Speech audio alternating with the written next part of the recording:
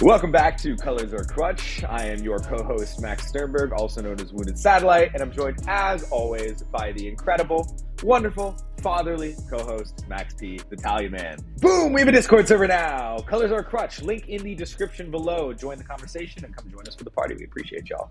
Today is an awesome day coming up for y'all. I am on zero sleep, and I'm ready to fucking go. Let's get it. What are we doing today, Matt? Well, first of all, why no sleep, dude? What did you do? When did you go to bed last night? I lived the dream. I did it. I stayed up all night playing Magic the Gathering. I am officially moving out of Columbus, Ohio. I'm going to be moving to Denver, Colorado here in about a week. And so I told my buddies, I was like, because fortunately I'm in an area with a bunch of really great Magic players like NATO and Varix and people. And so I was like, hey guys, let's get one more day of CEDH in. And so we did that yesterday. And we were at the game store when the game store was closing, and we were not done. So we went back to Kevin's house and played Magic all night, and here we are. Excellent, dude. I've slept. I'm so envious. The word of the day is coffee. Yeah, caffeine, baby. Just bring that caffeine.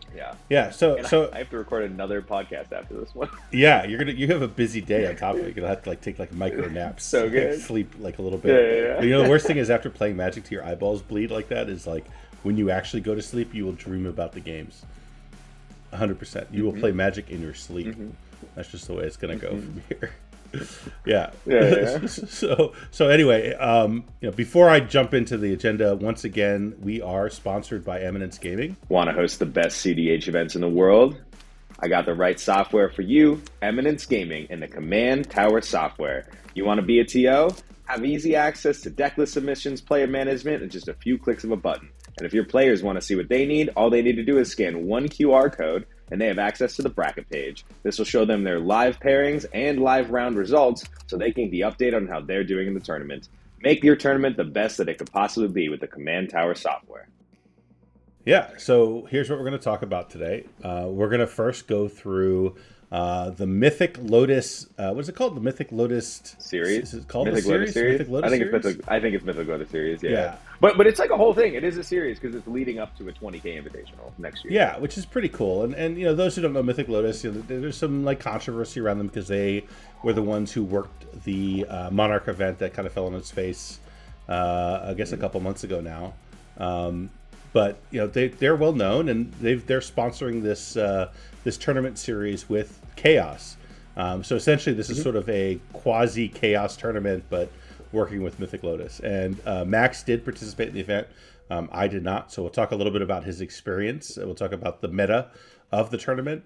And then from there, we're going to go and we're going to talk about a little bit more general sense which cards are bannable per se, or which cards have been discussed in terms of banning, and we're going to give our takes on it and kind of argue with each other about banning because in sneak peek we don't agree on a lot of this stuff.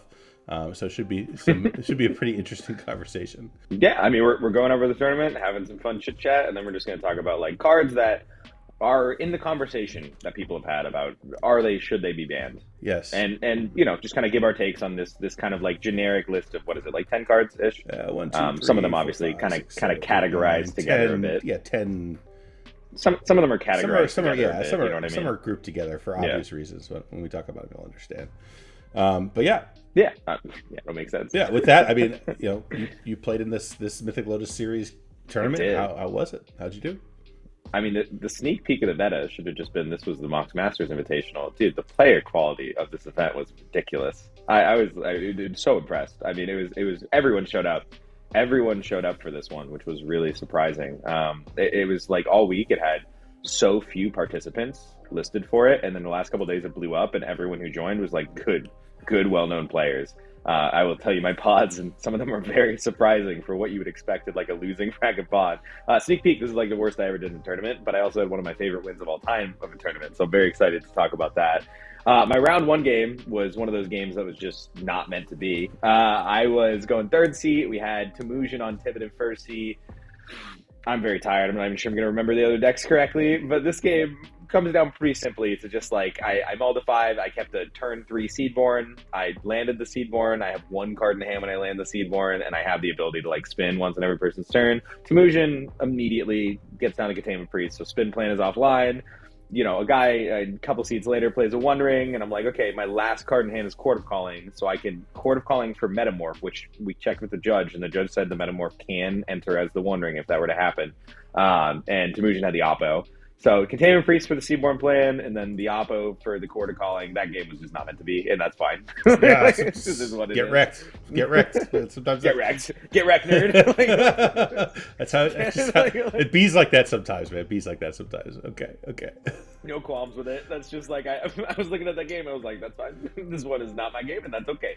The round 2 pod, which normally in my tournament experience, I have never gone 0-2 in a tournament. I've never lost both of the first 2 rounds. Generally, because what happens is when you lose your first round, you end up with an all in kind of like the losing bracket, and on average, that means that your round 2 pod might be easier, maybe lower average skill level or something like that. My round 2 losing bracket pod was TTC on the play, a known player who has top 16 multiple events. Me going second, Manila Midget, a Mox Masters champion going third on Dargo Thras, into Duke Niner on Rogsai, who was in one of my top 4s and recently won an event on Nachila in Europe that was like over 100 people. So 2 overall tournament players, 2 tournament winners, and another guy. I've had top 16 and top 4 games against all of these guys, and this is my round 2 losing bracket pod. And I was just like, what the fuck is this? Yeah. Like this is, that was the hardest. It's so funny because, before the event, I was talking to Mikey, and I was like, Mikey, dude, I can't believe they're doing a tournament this like right after Thanksgiving. No one's going to show up. Everyone's got Thanksgiving stuff going on. Wrong. Yeah. So go on. It was wild. It was wild. No, but So this pod was crazy, and so I kept a turn 1 fish. And Rogsai kept like a turn 2 Rhystic. And this game I didn't even get a turn 4, I think it was. What ended up happening was just me and Rogsai both ended up with 20 something cards in hand, like absolutely ridiculous. And we had a massive interaction battle on his Underworld Breach with like after we'd let him resolve a last chance, because we were like, all right, let's just fight. Let's fight it so you die if you lose. And literally, we've used all our pieces of interaction. The last thing Rogsai has is a Mindbreak Trap. My fish trigger on his Mindbreak Trap top decks me my Mindbreak Trap. And I said, get fucked! I was like, off the top, baby! Game was like actually wild. It was just like, so many cards drawn, such interaction battles.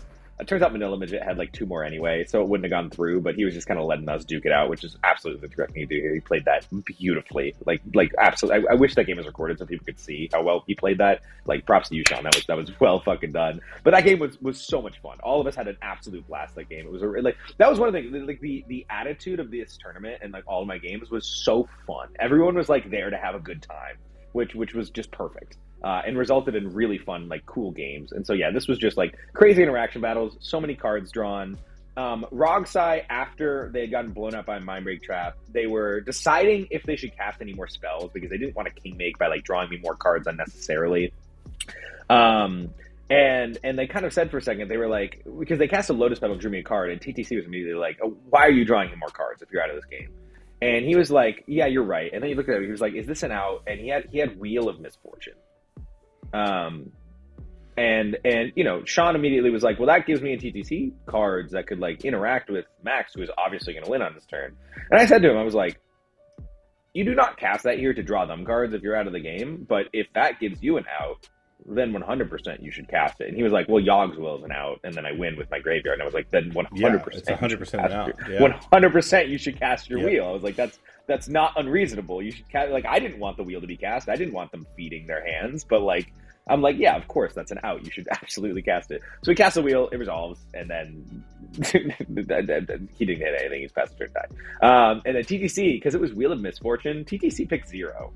And I was immediately like, oh, man's got the infinite. Yeah. I was immediately like, he's totally got the infinite. Yeah, I mean, he untaps, and he has Bloodthirster, which goes infinite with Brionia. So he murders me, and then Manila Midget had the Wondering Protection, so he couldn't murder Sean. And then Sean's turn ends up going to time. And the way Sean played his turn, he went for the win, knowing it was going to be at time. And TTC seemed a little... he wasn't actually, like, mad about it. He was like, I got by time. And Middle Midget was like, if we weren't at time, I wouldn't have done this turn. I would have just like blown up your board with a Blasphemous Act. You know what I mean? So it was like a reasonable, fair draw. And so that one was a draw. I started 0-1-1. And then I go to round 3, which is like one of my favorite wins of all time. Yeah, you told me about this. And you guys like this. Yeah. This is so ridiculous. This game is wild, just crazy. Go ahead. We can put the link to the video of this game because everyone should watch it because it's it's just amazing. It's like the dream come true. This is the kind of turn that everyone should experience in their lifetime. I mean, that's kind of how this thing went down. With all the pieces, this is one of those turns where like I feel like I put myself in the oven and I just cooked. It's like we got to find the line, baby. But so yeah, I mean, I was on the play. We had Ganesha. He won like the Chaos Charity event. Really well known, consistent performer on Blue Farm in 2nd seat. We had a guy on Timna Halan in 3rd seat. We had Winota in 4th seat. Now, you'll notice I've been preaching this card called Trinisphere for like 2 months now. And what I have never successfully done is cast Trinisphere in a tournament until this weekend when I saw that I had like a good turn 2 Trinisphere hand on the play. And I was like, fuck it, we ball, baby. We're 0-1-1. We're totally doing this. So we did it. And we resolved turn 2 Trinisphere on the play. Oh, hang on. Game gets Wait, one second. Should we add Trinisphere to the band conversation? No. Okay. So yeah, I played turn 2.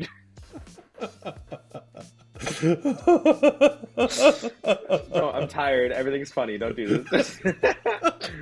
I just realized that I can make you laugh at any point through this video. No, you're so susceptible. It's great. Sorry. Okay. Continue. I played turn 2 Trinisphere on the play, and we just do this slowed down game, and I'm like, yeah, guys, we're just fucking hanging out for a little while. And then finally, like 3 turns pass, and I look at a hand. Oh, and I have Moonsilver Key on board like this whole time. So I have a Basalt Tutor on board, and I played it. I literally played turn 1. I went like Land Soaring, Moonsilver Key or something. And I was just like, if I play it early, it normally does not mean Basalt. Like eventually I might get Basalt, but I'm like, right now I have no plans of getting Basalt. We're just hanging out. So I have the Trinisphere, end up going a few turns, and everyone's tapped out. Ganesha only has 2 mana up, so I'm like, all right, I'm going to get the Basalt here and just play it and try and value. I did not have an outlet. But like in a Trinisphere game like that, it's sometimes just good for the value. And my plan was to play the Basalt and then overload a Psych Rift, which with the Trinisphere out would pretty much win me the game. So I get the Basalt with the Moonsilver Key on end step, and then I go to my turn, and I cast the Basalt Monolith. And Ganesha had a Simian Spirit Guide, so he can get to 3 mana and counter my Basalt. So I was like, okay, that plan is done. And then I just played a Perplexity turn and passed. And I had nothing going on at this point. There was a Trinisphere. I was at 1 spin a turn cycle, which they were arguing I was going to win. I was like, there's no world that me at like exactly 7, 8, 9 mana, getting like a land drop every turn, is going to win the game just purely through random Kinnan activations once a cycle. It's just not possible to win within time with that plan. And I was saying that, and Ganesha was politicking pretty hard that I was like a terrifying threat when I was just like, I have like 2 cards in hand, they don't do anything. And yeah, we end up getting to this like just stacked out, slow, nothing's going on board state. Well, I've got nothing going on. Winota ends up kind of becoming the threat here a little bit. There's an Archon of Emeria, so there's a Rule of Law on board. Like, no one can really do anything. I have the Chimera as well. And so I spin on my turn. I decided to do a main phase spin here, which I looking back on it, I maybe shouldn't have done. I had like, what was that? I had 10 mana in total, and I had Boseiju and Otawara as my only 2 cards in hand. So if I didn't spin, I hold up both of them, and that's probably the correct thing to do there. But in my brain, I was like, I need something with upside right now, and I can still hold up one of these pieces of interaction. So I spun, and my options were Hullbreaker Horror and Manglehorn, and for some reason, while I was literally, like, I ended up discussing with the table, because I just figured this game was going to a draw. And really importantly for this Hullbreaker Horror, my only mana rock on board was 1 Soul Ring. Very important. Only a Soul Ring. So I did not have any Hullbreaker Horror line, and my 2 cards in hand were lands. So there was just no Hullbreaker Horror line that existed. But Hullbreaker Horror is still just really good as like an interactive piece on board. So I'm like having a conversation with the table, and these are revealed. And Ganesha just like fires off an Enlightened Tutor, and I'm like, I'm in the middle of a Kinnan activation. That's not possible. But thanks for the info. And so we start talking about the Enlightened Tutor, and he's like, I'm gonna get a dress down for Winota. And he says this multiple times that he's getting a dress down for Winota. come to find out, that was absolutely not his plan. He was bullshitting. Which a little dishonest, but it's okay. And so, yeah, I get the Hullbreaker Horror. As I'm, like, openly revealing Hullbreaker Horror, and he goes, oh, that might change my play now that you have a Hullbreaker Horror. I'm like, well, I was holding this face up. I was holding the Hullbreaker Horror face up, talking to you about putting the Hullbreaker into play while you were saying you were going to dress down. Yeah, but you okay. gave him an out. Like, what do you fucking mean? Yeah. I gave him an out. Yeah. So, like, I was like, we were talking about it. But so, yeah, I put a Hullbreaker Horror into play under the, like, I can keep doing Winota. And he's like, but then you can just get rid of the Archon and you can just win. I'm like, well, one, I have 2 lands in hand. And I don't lie. And I said I have 2 lands in hand. And I would need a spell to bounce the Archon and to hit another mana rock. So that's just, like, not a possible out at this time. But I like that you think it is, sure. And so, yeah, he enlightened features on end step for Dress Down. And then he goes to his turn and he's like, oh, well, I'm just going to cast the Dress Down now. And I'm like, oh, okay. So not saving it for Winota's turn, like you said. So he casts Dress Down. And I told him, I was like, if you cast like a Breach Your Will here, I have to Otawara. I showed me Otawara. I just showed me Otawara. And the minute I left up 1 land in Armored Scrapforger, which I think got him here a little bit. So Dress Down's on the stack. And I'm like, man, I'm just going to Otawara the Dress Down. And then the Archon of Mirror means you can't do anything else this turn. Like, just don't do this right now. And he was like, I'm going to do it. And I was like, okay, so you have SWAT in hand. So he plays the Dress Down. And I think he thought he got me because I didn't tap the Scrapforger. And I was like, he goes and he casts Underworld Breach. I'm like, all right, my tap on 1 land to save you. Like, I told you I had 2 lands in hand. And because I don't lie, I had 2 lands. They were the best lands, but they're 2 lands. And so he swats it. I figured he had it. He hits it to like the Torpor up, so hopefully like a Dockside he draws into it. He's like, I don't have a win here. I'm just like firing off a Wheel and hoping right now. So he has an active Breach and he casts Wheel of Fortune, and we all discard our hand. I draw 7 cards, and I'm like, I mean, I have a Hullbreaker on board. This is kind of an out for me, so sure, less likely to go to a draw because he's probably going to win, but we'll see what happens. I draw my hand. It's a fucking just like bunch of interaction. It had like Force Negation and March of Swirling Mist and Nezahal and Mystic Remora and Phyrexian Metamorph were kind of the important ones that I can remember there. Ganesha didn't draw shit, so he literally just passed the turn. We go to Timna Halana's turn, and he fires off a Whirly Tutor, and me and Winota talk for a second. Winota's like, I can stop this, because there's an Archon of Mirror on board. So he goes to his turn. Upkeep just silences the guy. And then he like just flashes in a Bowmaster in response to the silence. And then we go to Winota's turn, and you know, at this point I'm also rushing the priority because we had a 6-minute time extension and there's like 1 minute left in the fucking thing. So we go to Winota's turn, and then just like, I'm like, all right, let's just go actions here. And he's like, you know, blah blah blah, play Phyrexian thing that turns off Kinnan and attack you. And I'm like, okay, March of Swirling Mist, get rid of your board, get rid of the Archon, get rid of everything, go to my turn. Get to my turn with like 30 seconds left in our time extension. So this is the final turn of the game, and I am free to cook. And I'm looking at my hand that just 100% does not have a win line in it. And I'm like, okay, we're gonna draw something great for turn here. We're gonna get there. Draw for turn. It's a completely irrelevant card. And I'm like, okay, let me cook. And immediately Ganesha, if you could look at this video, he's like, are we good to draw? He says it like fucking 8 times during my turn. He's just trying to get this draw at this point. And I'm like, I'm gonna dot my T's and cross my I's and think of what I could think of here. And so yeah, I first thing I end up doing, I tap my Soul Ring, I crack my Waterlog Grove, draw a card. I'm like, just gotta hunt for a rock. And because I still have the Soul Ring, I have a Hullbreaker Horror, but I have no mana rocks in hand. So I crack the Waterlog Grove, draws me a Dispel. That doesn't do anything. And then I'm like, okay, what outs could exist? I'm looking at the board. They have no colored mana rocks to like loop my Phyrexian Metamorph with, if that was a line. There was a Mana Vault on board, but that doesn't do it because I'm just losing life to the thing. I was at pretty low life at this point as well. And so, yeah, I'm like kind of just looking at my pieces. I'm like, how do I fucking do this? How do I get this done? And I end up deciding, I'm like, the only way to draw cards is to copy this fucker's Timna with my Metamorph. So I'm like, okay, then we need to get rid of blockers. So I start casting like my Mystic Remora and stuff just to bounce some blockers, and then have the Metamorph enter as a Timna, go to combat, swing in a way where I got rid of all of Winota's stuff, and so I was able to just like swing with Kinnan, and then I swung Hullbreaker Horror and Chimera at Ganesha, and so I get in, I draw 2 cards, and the second card I draw is Chrome Mox, which kind of sort of works. It's not as good. If it was just Arcane Signet, it's just you win the game. You know what I mean? If it's Mox Amber, you just win the game. If it's any of those rocks, it's just you win the game. Good for you. Good shit. But it wasn't. It was a Chrome Mox, and so I'm like, okay, let's think about what this does here. And at this point, I'm post-combat, so like my only out is Thrasios. I have to hit a Thrasios on a Kinnan activation after I've gone Infinite. So Chrome Mox will 100% give me infinite colors because I can just cast Chrome Mox, bounce Soul Ring, boop, boop, boop, boop, boop. You don't have to pitch a card to Chrome Mox. You don't have to do that. So first thing I do, I make infinite colorless mana. And then I'm like, all right, let's cook a little. And then I'm just like, all right, bounce back to Chrome Mox, play to Chrome Mox, pitch, random green card for my hand. Play Soul Ring, bounce back Chrome Mox, pre-play Chrome Mox, pitch, random blue card for my hand. Spin Kinnan. I get like 2 spins off that. I have a couple of lands left over. I hit like Glenalundra and Birds of Paradise. And I'm like, okay, that's a little bad. And so I like tap a land, bounce back to Chrome Mox, pitch another card from my hand, do that again, whiff on a Kinnan activation or something, or hit something irrelevant. And I'm looking here and I'm like, I don't really have shit. I think I'm done. And then it just pops into my head. I'm like, no, I'm not. And I replay the Soul Ring and I bounce Phyrexian Metamorph.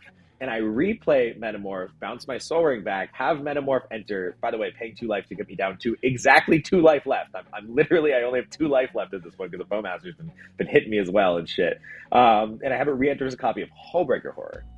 And so then I'm like, okay, so now I replay Soul Ring, I bounce back Chrome Mox and the Birds of Paradise I hit. Replay Chrome Mox, pitch the Birds, bounce back Soul Ring and something else. Replay Soul Ring, bounce back Chrome Mox again after I tap that for mana, bounce back the Glenalundra I hit. And so I start pitching the cards that I'm getting off of Kinnan activations to Chrome Mox, because now that I have 2 Hullbreaker Horrors, I can bounce the Chrome Mox and a card, so I can keep activating Kinnan and keep pitching these random bullshit creatures I get from the Kinnan activations to my Chrome Mox to keep getting more Kinnan activations. And I did this for like fucking 15 minutes. I'm just like looping, and I'm hitting like random bullshit. Just like, okay, I'll take the Elvish Spirit Guide here so I can pitch it for colors, and then I'm bouncing all my random things on my board, my Mystic Remora, my Perplexing Chimera, like I'm bouncing all my pieces that I had so I can pitch those as well. Just exiling everything to Chrome Mox. Just get it out of here. And finally, after like 15 minutes of doing this, I hit a Nyx Blue Ancient. And I was like, that is progress. We still haven't found Thrasios, but that is progress. And then I'm like, okay, we could probably get there from this one. And so yeah, then I do the Chrome Mox thing 2 more times, make like 5 of each color, and then second activation was Thrasios, and they all just scooped it up so fast. They were so sick of watching me do this for 20 minutes. Amazing. That was one of my favorite wins of all time. What I love about that game, and this is something I've talked about, like I talk about a lot, like if anyone's read my like tournament reports, like one of the things I try to talk about is like optimized play, like going for that one extra little, piece of perfection in your play, like where, okay, well, I probably lose here, but you know what? I'm going to sacrifice this land and draw 1 card and pray for the best. And then I'm going to do just one other thing, and it probably doesn't get anywhere, but I can get 1 more card. I can get 1 more activation. I can get 1 more blue pip. Just eking out just a little bit more, and then these games happen where it just snowballs, and you just run away with this amazing line that, like, just we got there, dude. Well played, sir. Thank you. And I felt like I got to cook. No, you needed a little bit of luck, right? Because you needed, you drew a few cards, getting that Tymna into play so that you could, or making a copy of Tymna so you could draw a couple more cards, got you there, found your way. So like, a little bit of luck, a shit ton of skill. Well played, man. Congratulations. Thank you. That's one of those. Yeah, it was definitely also unlucky. It's one of those games where like no rock on 10 cards. Yeah, well, that's one of those games where like it doesn't matter what happens the rest of the tournament. Like you won that game, you get to hold on to that. Yeah, I felt really good about that one. Yeah. Round 4 was kind of hilarious. I did everything that I coached not to do in this game because it was just like I had my little window and I was like, I'm totally dead if I don't do this. So, yeah, I guess I should describe. Punchy, who ended up being the 1 seed, which, by the way, Punchy, good buddy of ours. Dude, Punchy has said kindly, I love Punchy. I love Punchy so much. He has not performed in tournaments that he has played in previously. And this weekend, on so little sleep, this man woke up and this was his first top 16 ever, and he was number 1 in the Swiss or something like that. Like, dude, just absolutely, I think he was number 1 in the Swiss. Dude just dunked on this event, like absolutely dunked. And I'm so hyped for him, so proud, so happy to lose this game to him. Like I do just want to applaud Punchy. Yeah, shit was, and I'm gonna applaud him multiple times because I just like talk more. He did so good this tournament. He did so good. Yeah. So that was awesome. So Punchy on the play on Atraxa. What the fuck was in second seed? Literally no idea what was in second seed.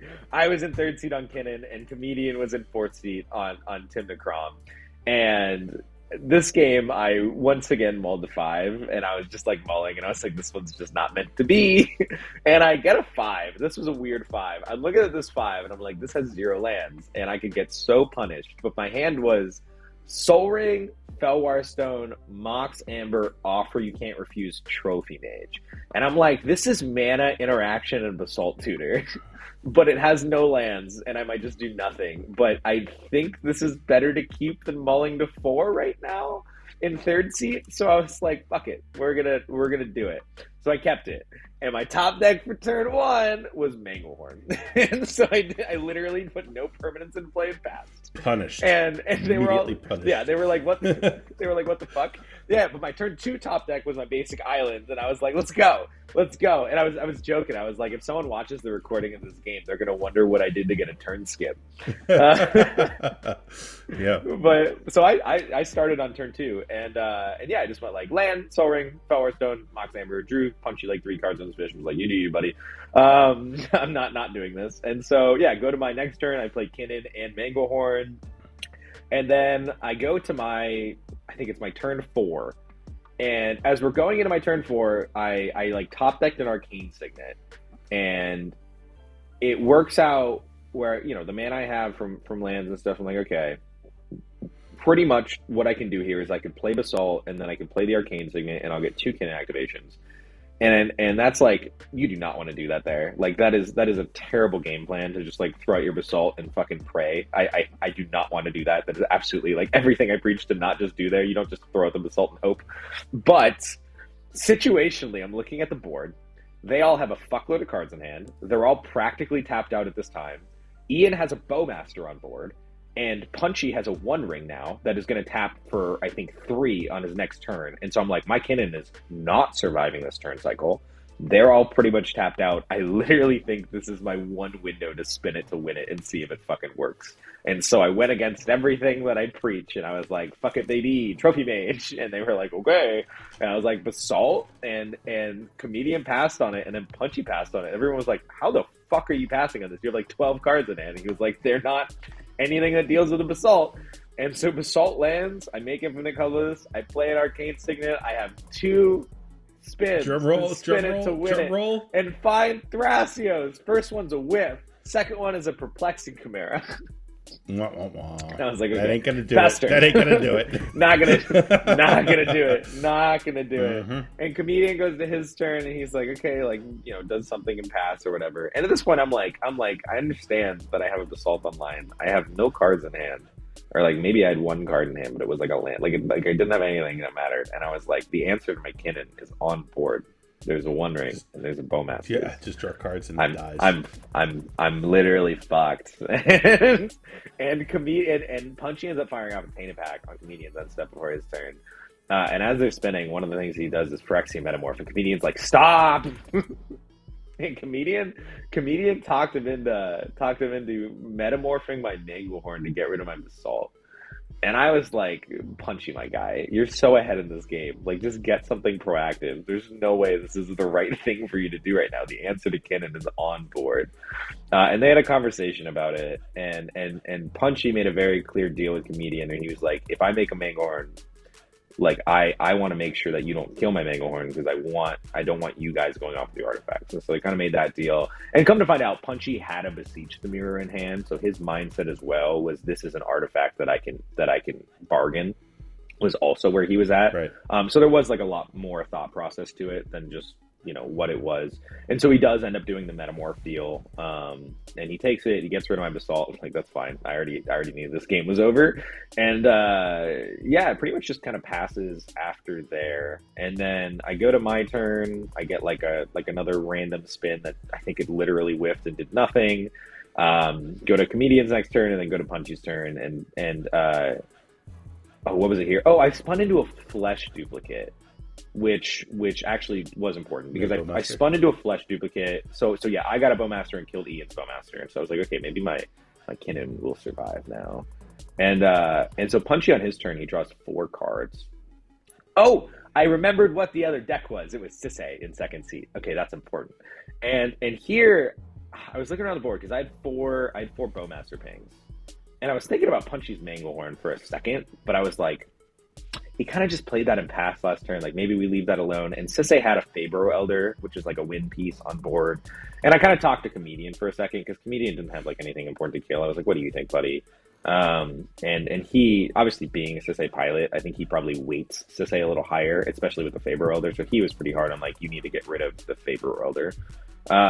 And so we did that, and he did. I would have totally missed this in the moment. I would have not pointed enough triggers at the Fabro Elder, because he had a Sisse activation up, which could increase the power of the Fabro Elder. So it was really important to put an extra trigger on it, right, because he could get an extra color. So Comedian fortunately pointed that out, so I didn't just get blown out for no reason. So yeah, I ended up killing the Fabro Elder and Comedian's Ragavan with my 4 triggers, because I had to point 3 at the Elder, and I left the Manglehorn, and I was like, that's fine, because I'm not playing any artifacts, but it is what it is.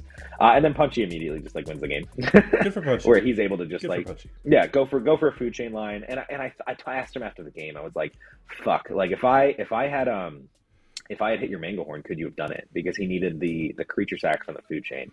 And fortunately for like my mental sanity, he was like, yes, it just would have been a different line. He would have had to like Demonic Tutor for Culling Ritual, and then Culling Ritual, and then do this stuff. But he like absolutely would have still gotten there with his Beseech and everything. So like it worked out in its own way. Where he had that game no matter what I did that turn. It was an excellently well played game by Punchy. I mean, he rode that card advantage, just fish into one ring, into just like be patient, do what you need to do. And do what Attracted does, where you just end up finding this protected win attempt with a bunch of cards in hand, and you shoot it. I mean, that game, and yeah, he killed it. That game kind of fits the theme for what sounds like the whole tournament was, which is just great play, great players. Like not a lot of misplays, not a lot of mistakes. Everyone played super tight. Yeah. For every round, it sounds like I didn't hear any rounds where things were loose. So, yeah, cool. No, but that's the thing is like every round, whether you were in the losing bracket or the winning bracket, you had players that have been like talked about in top 16 videos in the last few weeks. You know what I mean? Like it was all those people. Which is crazy. And then round 5, I'm actually a little excited to talk about. Round 5, I got absolutely fucking dunked on, but I got dunked on by a very special deck, because I got dunked on by Elevir.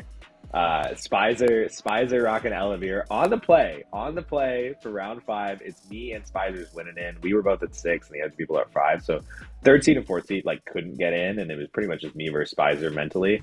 And yeah, I mean, this was like the god tier Elevir draw, but he played it so well. And I was super happy that he was able to take Elevir to its first top 16. Like applaud all of that. And he goes turn 1 Dauntless Dismantler on the play, which love that card. Great card, but it was how specifically it fucked me in this scenario that was really important, because my plan was actually to turn 2 fish with this hand, and on turn 1 I was gonna go land, Mana Vault, Moonsilver Key, crack Moonsilver Key, get Mana Crypt, so I would have mana to pay for the fish forever. That was my mindset. And because of the Dauntless Dismantler, my Mana Vault becomes irrelevant. And like any other artifact there, if it's a Mana Crypt, a Mox Opal, like any Arcane Signet Talisman, whatever, you play them, they enter tapped, whatever, you wait a turn, you still get the mana. But just because I had exactly Mana Vault, the Dauntless Dismantler completely fucked permanently me. Dead like card so bad. Just like absolutely fucked me. And I ended up just going land fish for turn 1, and I literally go land fish pass for like 4 turns of this game as I'm hunting for anything. And I draw no rocks. I draw a bunch of fucking big drops. I draw a bunch of irrelevant bullshit. Like it was so bad. I was like trying to hold the Mana Vault in hand because I had a Hallberg of Horror, and then I ended up having to discard the Hallberg of Horror. This game was just absolutely dominated by Elevir. I mean, he had all the stacks pieces. He was just putting out a new stacks piece every turn that completely fucked us. And he had, so where this game actually did fuck up, we all made, so talking about, you talked about the clean play at the end of the last round. This game did not have it, because we all made one mistake. None of us read Greater Oromancy. Oh no. And none of us realized that it gave the creatures that are Enchanted Shroud. That's right. And so that's right. Yeah. So we all passed on it, and we like tried to do something like a couple turns later to deal with the piece. And he was like, "Can't," and we were like, "Oh." Yeah, you're and done. I was like, "You're done at that point." And I said, and I immediately was like, "Yo, I fucked up, guys. I totally could have countered that Great Romancy. I had Force Negation in hand." And the Mid-Visit player in 3rd seat goes, "Yeah, I fucked up too. I also could have and should have countered that." And then 4th seat goes, "Yo, me too." So all you got left at that point is board wipes, right? You can't touch any of that stuff. Yeah. So all three of us had the answer to Greater Oromancy, and all three of us just like didn't read the card, and so we fucked up really bad. And so we just slowly died because we couldn't deal with shit. And we like almost got to some outs here, like me. So he quickly killed the Malcolm Bile Smashville player, and then it was me and Nimbus that left, and me and him like 100% tried to work together. Like he even like countered Lidvala so I could get my Kinnan turned on and shit, and like helped me out to try and find outs. And so it gets to a point where like we're in Archon of Emeria. This is obviously our last turn, and I'm like, I can fire off this Basalt, and I have 2 spins. Like, is that our best out? Me and him are talking about it. We're like, I think that's the best out. So like I play the Basalt, and I tap and put the untap in the stack, and he tries to Force of Vigor, and Nimbus, it's like, I got you, Spell Pierce on the Force of Vigor. I'm like, okay, baby, 2 spins, spin it to win it, don't hit shit. I hit a Wanderer Gag, but it like didn't matter. It was pretty much Thrasios or bust there. And then he goes to his following turn, and he just obliterates us with a ton of virtuous damage. Yeah. And goes on to Elvir's first top 16, which is fucking awesome. sick, dude. Awesome. I love it. I get happy. I do have a little more play. Every time I see a 2-color deck top 16, it makes me happy. So excellent stuff. Colors are a Crutch. Colors are a Crutch. Goddamn right. Goddamn right. Yeah. But yeah, I mean that was my tournament. Yeah, it sounds like a lot of fun. Those are my 5 rounds. Yeah. It was really fun. Yeah, and like there was not a single game that I had like any qualms with. It was all just like fun magic. I didn't give a shit that I lost. Awesome. That's awesome. Yeah. So real quick, I'm just going to list the top 16 decks. I'm not going to talk about any of them really. We'll talk about the meta in a minute. I may highlight a couple of pilots here. So we got Temujin, familiar name, coming in at 16 with Tivit. We got Caleb, that's who we were just talking about, on Elevir. We got Malcolm Beckford, one of my favorite Magic players in the universe, on Sisay as usual. We got Baneslayer 88 on Sisay. We got Adam on Kenrith.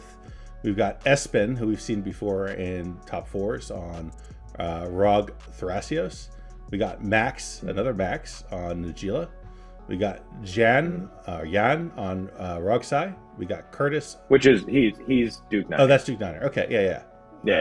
He's German, right? One of the German Rogsai guys. Yeah. We got Curtis on Najila. We got Justin on Brea. That's pretty spicy. We got Andy on Atraxa. We got Jeremy. That's NATO. That's NATO. Okay, NATO on Atraxa. That's NATO. We got Jeremy on Timna Crom. We got Nick on Kinnan. We got I apologize to keep interrupting. No, please do. We got to be a little special with this top 4. This was such a sick top 4 for me to be watching, because Punchy, the quick top 4, you have Nick Jimenez on Kinnan, you have Caleb Counts on Tivit, you have Punchy on Atraxa, and you have Ian on Crom Tevish. Ian ended up winning the entire thing. But this top 4 pod was so sick for me, and all I was thinking the entire time was, just don't let Tivit win. Nothing against you, Caleb. I have no idea who you are. I have never communicated with you in any way. But the reason I said don't just let Tivit win. Punchy on Atraxa, good buddy of ours. Yes. Ian on Crom Tevish, friend of ours. Yes, yes, exactly. Nick Jimenez, El Dorito. I have been talking to Nick since before I played CEDH, because he's one of like the old tutors on the Kinnan Discord. And so before I even put the deck together, I've been talking to this guy for like a whole fucking year. And so, of course, like, I'm rooting for all 3 of these fuckers, because it's like a guy I've known forever on Kinnan and I've talked to forever. It's their buddy Punchy, it's their buddy Ian, and then random Tivit guy. And I'm like, don't let Tivit win. Don't let Tivit win. By the way, one of the coolest top 4 games I've ever seen. I mean, just absolutely bonkers game. You know, it was a grind all the way down to the point where it was, win by Orcish Bowmasters is really what ended up finishing the game. So it's been a lot of games that way lately that are just Orcish Bowmasters till the end, baby. Yeah. Foreshadowing. But it was also some of our later conversation. But man, I mean, the top 16 match, Punchy's was the streamed one. Holy shit, was this a long game? It was like Punchy went like back to back 2.5 hour grind fest on no sleep. No sleep. On like no sleep after being the 1 seed going into Swiss and just like played so well in both of these. I mean, his top 16 match.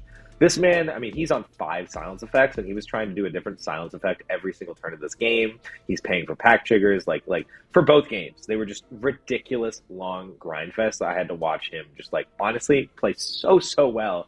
And he was able to get there in the end in the top 16, but he wasn't quite able to get there during the top 4. It ended up where not only was there just huge Bowmasters that dominated most of the game, but then it also ended up being the late game win condition where, I mean, the card we have to really shout out here, Nick Jimenez, El Dorito on Kinnan and Forcey, a card he's been preaching in the Kinnan Discord for a while that he really, really loves, is Viridian Revel. Yeah. And Viridian Revel is this old, weird fucking enchantment. It's like 1 green green, and it's whenever an artifact is put into the graveyard, draw a card, which is really good against treasures. And Puncheon Atraxa also happen to have a Smothering Tithe, and that interaction is a lot of cards. Yeah. A lot of cards, and they kind of feed each other too, because he draws cards, gives Punchy treasures, which gives him cards, yada yada yada. Yeah, plus the Bowmaster, cool. the Bowmaster, which means, you know, Plus so you draw a card, Punchy creates a treasure, he can then sack the treasure, which draws another card, which triggers Bowmasters, repeat. And, you know, you can basically, at that point, if the 3 of them decide to, they can kill the 3rd player at any point, at will. Oh, at any point. Which is exactly what happened, eventually. But to do that, though, you feed the Kinnan player like 30 cards, which is exactly kind of like not really what you want to do. Which is exactly what happened. happened. I mean, they did end up having to do this. Yeah. But so, I mean, he had so many cards in his hand, and then Ian was just like, all right, Wheel of Fortune, baby. Yeah, I kill you now. Nick, he was tapped out, he had actually 30 cards in hand. Like, 30 is not an understatement. I think it was more than 30 cards in hand. And as he died to these Bowmaster triggers, he revealed every card that was in his hand. And it was, he could win the game in 10 different ways, but he had not a single piece of free interaction. And so he couldn't stop the Wheel of Fortune. So he died, and then Punchy died to like a combination of pings and just like the tokens swinging at them and not having boards. And then it's a 1-on-1 of Ian versus Tivit, where now at this point I'm just like, go Ian, like don't let Tivit win this one, please. And he got there. He got there with the Bowmaster. Bowmaster's fucked up magic card. Can we ask a simple question here though? You know, is Ian even human? I mean, is he a human being, or is he? Because I'm convinced he's like a space robot from outer space, and that's no. So what he is actually is he's part goat. Yes, I think he's mostly goat. Yeah. I think he's like 99% goat at this point. 99% goat. No, he's a fucking freak of nature. Like honestly, dude, it's ridiculous. It's crazy, absolutely crazy. Like I think I'm decent at Magic at this point, and then I look at Ian and I'm just like, I'm not good at Magic. I don't even like how the fuck am I supposed to keep up with that? And he's like he you know, he has fun the whole time. Like he's just so relaxed. Like he's impressive, and he's spoiler alert, we're gonna have him on the show. We are next week. We are. Which honestly, I mean, that was like, it was a really eye-opening moment for me in the Magic community as well. Because obviously, like, Ian is one of the biggest names in the Magic community. And whenever you're a very well-known person, different people are always going to have opinions about you. And, you know, the same with anyone. Some people are going to love you and some people are not going to like you. And when I first joined the CEDH community, some of the people I had been talking to were just not fans of Ian. Which is fine. Not everyone's going to love you in the world. But so, luckily, I view myself as someone who's like, okay, I'm going to make my own opinions about people. And, you know, but like the initial things I heard about Ian were like not super positive. And so I was very happy that I decided to not judge just based on that. And now I've met Ian multiple times, and I've played so many games against Ian, and I fucking love Ian. Like I don't know what people are complaining 100%. about. Ian is like one of the nicest people. He's a wonderful human being. He has such just like a great view of the format and positivity, and just like having fun and just jamming and fucking around and finding out. He's an awesome dude. So I agree 100%. Like, you know, I have encountered Ian at multiple tournaments. I always seem to run into him and play against him. And I enjoy every one of those games. And, you know, I was a little intimidated at first, but Ian is just such an easy guy to get along with. You know, so I totally think that some of the negativity he receives is not fair. And I think if you give him a little time, I think you'll find that he's just a joy to play with. You know, he's a good guy to know. He really has a sense of responsibility towards the whole CDH community. And I think you'll find he really wants to see it grow and see it be successful, and that's like genuinely where his heart is. So, you know, I love Ian. I think he's a great guy. So I'm really excited to talk to him on the show next week, and I think everyone's going to enjoy that. Yeah. So no, we're definitely big fans. So with that, just kind of a quick breakdown of the meta itself. So the way we do this is we go to EDH Top 16, which is a product of Eminence's, and everyone should check it out. and there's a link there on each tournament where it says the meta, right? It says meta breakdown, and you can sort it by number of entries, conversion rate, colors, etc. So what I do is I sort it just by number of entries at first, just to get an idea of what decks were entered, and you'll see immediately that this is very much in line with the meta that we've seen over the last month or so, whereas dominated by blue farm still. We've got 9 blue farm entries, although only 1 top 16, which says something, I think. And then the next 4 decks are exactly what you'd expect, although oddly, Sisei's a little bit more present here than we've seen, but still, Sisei's always been in that top group. So we've got Sisei at 7, we've got Kinnan at 6, continuing to do well. We've got Rogsai with 6 entries. I think we're going to see Rogsai continue to expand. I'm going to see more of that, I think, going forward. I actually built that deck and have it in paper now. And then we have Tiv. Well, you have to remember that last week at Chaos, there was only 1 Rogsai entry. Right. It was just Surge. Right, which I think is an anomaly. It like disappeared. Yeah, it was absolutely an anomaly. It should not have only had 1 entry. That was like kind of crazy to see. Yeah. It is one of the best decks in the format. Like, it's crazy. Yeah. And behind the scenes, talking to a lot of these guys who are out there, like Memo and Surge and Zane, all these guys are all really preaching the Rogside, riding the Rogside train. Even Connor, who's known for Jundargo, also playing Rogside regularly now. I think we're going to see more and more Rogside going forward. But I do really appreciate that, like the blue farm Kinnan piles that were just kind of like dominating all of these entries in top 16s. You get to the later half of this, and you see Tivit with 4 entries, Atraxa with 2 entries, Najila with only 2 entries. That's 8 entries total for those 3 decks, and they had 6 top 16s to clean. Yes. Both people on Atraxa top 16. Both people on Najila top 16, which Najila has been getting some hate lately. Najila's busted as fuck. Yeah, it's really fallen off. The one, I don't know why. I mean, the one downside of it, we're in this mid-range meta. Like, we really are in this Rhystic study-focused mid-range meta. And the problem with the Najila in the mid-range meta is it just doesn't have the card advantage of the command zone. Right. And if you look at all of these other commanders that are above them in the listings, Timnic Rom, card advantage of the command zone. Sisei Weatherlight Captain, semi-card advantage of the command zone because it gives you access to the cards in your deck. Kinnan Bonded Prodigy, same type of idea, it gives you access to more cards. Rogsai, the definition of a deck that everything it's doing is explosive card advantage, whether it's Rhystic Study, Mystic Remora, Adnaz, Necropotes, whatever. It's all explosive card advantage. Yep. And it's wheels. It's on 4 wheels, like it's all focused on cards. Tivit gives you access to more clues and stuff. It's not the most card advantage, but like, again, it's such a sit-back Esper Colors, which I'll get into. Yeah, Esper Colors. Esper Colors, Atraxa, boom, you card advantage is literally Rhystic Study deck. Like I'm talking to NATO and he says it's the best Rhystic Study deck. He's like, the entire point of the deck is you just find Rhystic Study and they just chill. And then the Najila is this one deck where I feel like being on Najila, you can win the game in so many ways, and your hand almost always has the capability to win the game, that you are almost incentivized to push for one of those win lines rather than just tutoring up a Rhystic Study. And Najila just doesn't have the card advantage to keep up if it doesn't land that win attempt. Right. And I think that's kind of its issue in the mid-range meta. But like the people who pilot Najila so well and have the patience to make sure you're tutoring for whatever's the safest there, or understand the window of exactly this is the axis of win I need to go for at this moment, because they have such a diversity of options between their Culling Ritual and their Adnaz and their Necropotence and their Thassa's Oracle and their Breach lines and their Najila combat lines. Like, it's so many different things that if you can pilot that well, it's so good, even if you don't have the card advantage. It's such a good deck. Agreed. Another note here is Niv Mizzet seems to have faded back into the background, just 1 entry in the entire tournament. After we saw a surprise number at the Top Deck Expo, we saw, I think, 6 entries there. So it seems to have faded back to sort of where I think it is going to be, is 1 or 2 decks per tournament, depending on whether or not Shauna champions it again, which I think she will, I suspect. But yeah, so that's kind of the meta right now. Continues to be blue farm dominant, with Sisei, Kinnan, Rogsai, and Tivit and Atraxa, with Najila falling back at this point. But yeah, I think that's... But I mean, of the other decks that did have multiple entries, it's pretty cool to see it be some of the decks that are untraditional that have had performances lately. So like you got Bjorn Wernog, which I believe is the Will Lucas real like Magic names. So like Blue's Clues did well in Atlanta, had multiple entries here, doesn't normally have multiple entries.